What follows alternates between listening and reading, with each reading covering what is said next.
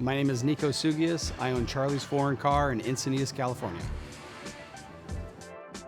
We specialize in European cars, but if our customer drives a Honda or an Acura, we don't turn it away. We just bring it in. We can scan it with the iScan, and the customer can be a happy customer. What I like about the iScan is there's two different ways to program a car.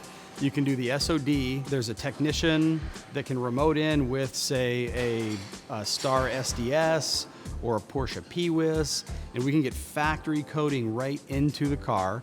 Or if there's a native coding that's already built into the box, then we can just plug it right in, push go, and now we have a control module up and running, no problem.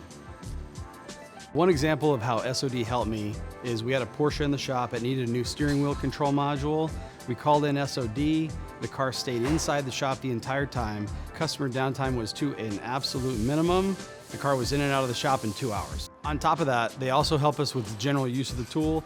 So if we have any questions on how to gain access to a specific control module that you may not have ever had to, and you question how the tool works, you can call up Davidian and he walks you right through it, and boom, it's done. What stands out for iScan is that we can plug it into any OBD2 Euro car and get all the specific codes that we need for any European repair.